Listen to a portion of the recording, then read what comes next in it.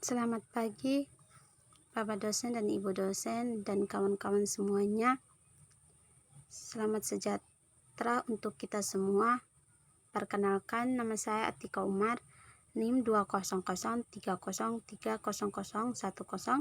semester 1, kelas A, jurusan Sosiologi, Fakultas Ilmu Sosial dan Politik, Universitas Nusa Cendan.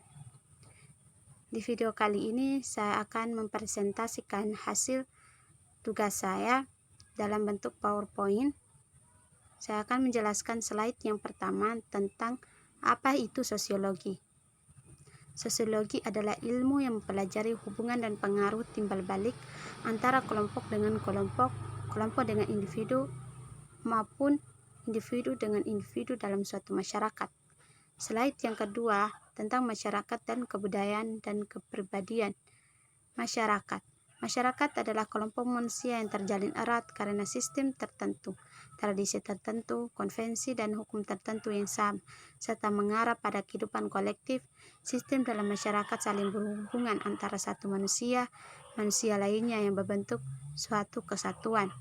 Kebudayaan adalah suatu gaya hidup yang berkembang dalam suatu kelompok atau masyarakat dan diwariskan secara turun-menurun dari generasi ke generasi berikutnya.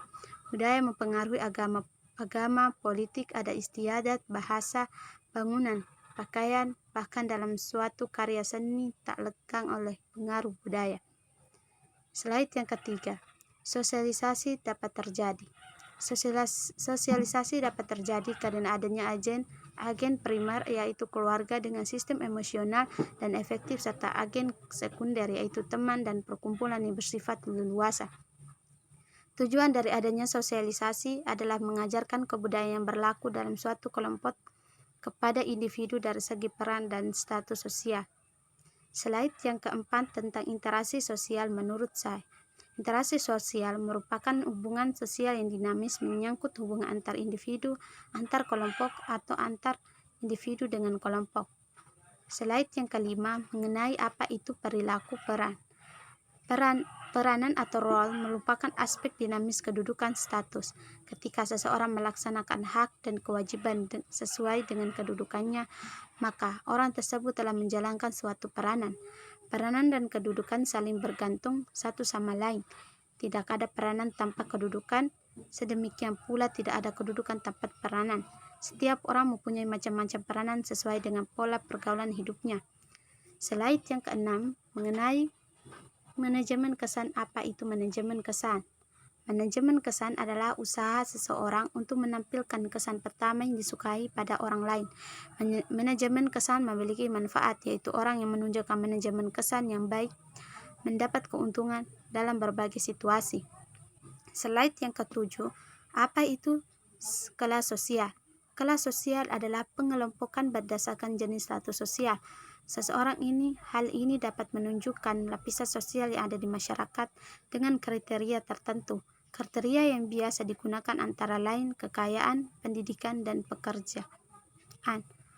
Slide yang ke-8, apa itu mobilitas sosial? Mobilitas sosial adalah perpindahan posisi atau kedudukan seseorang atau kelompok orang dari satu lapisan ke lapisan lainnya. Mobilitas sendiri berasal dari kata dalam bahasa Latin yaitu mobilis, yang berarti mudah untuk dipindahkan atau banyak bergerak dari satu ke tempat lain. Kata sosial dalam mobilitas sosial mengandung makna individu atau kelompok masyarakat dalam kelompok sosial. Slide yang ke-9, apa itu simbol status? Simbol status adalah tanda yang terlihat, denotasi eksternal dari posisi sosial seseorang dan indikator status ekonomi atau sosial yang dirasakan. Slide yang ke-10, apa itu kelompok sosial? Kelompok sosial adalah kumpulan manusia yang memiliki kesadaran bersama akan keanggotaan dan saling berinteraksi. Slide yang ke-11, yaitu apa itu institusi sosial. Institusi sosial adalah sistem norma-norma dan hubungan-hubungan penyatuan dari nilai dari prosedur-prosedur tertentu untuk memenuhi kebutuhan dasar manusia. Lembaga sosial adalah prosedur yang menyebabkan perbuatan manusia ditekankan oleh pola tertentu dan dipaksa bergerak sesuai dengan keinginan masyarakat. Slide yang ke-12, yaitu apa itu kata kelakuan. Tata kelakuan mencerminkan sifat-sifat yang hidup dari kelompok manusia yang dilaksanakan sebagai alat pengawas oleh masyarakat terhadap anggotanya. Fungsinya memberi batas-batas pada perilaku individu, mengidentifikasi individu dengan kelompoknya, menjaga solidaritas antar anggota masyarakat. Slide yang ke-13, yaitu kelakuan berpola, adalah perilaku seseorang individu atau kelompok dalam kehidupan sehari-hari yang kecenderungan sama karena adanya ikatan sosial dan banyaknya persamaan antar kelompok, budaya, dan lain-lain. Perilaku ini dapat dibedakan menjadi satu perilaku berpola yang melanggar norma sosial. Contoh, merampok, begal, penculikan. Yang kedua, perilaku berpola yang mematuhi peraturan dan norma sosial. Contoh, saling membantu sesama, santunan anak. Slide yang ke-14, yaitu fungsi lembaga sosial.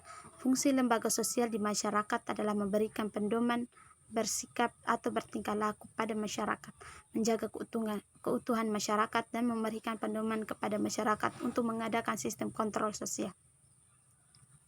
Yang terakhir yaitu sekian dari saya, terima kasih.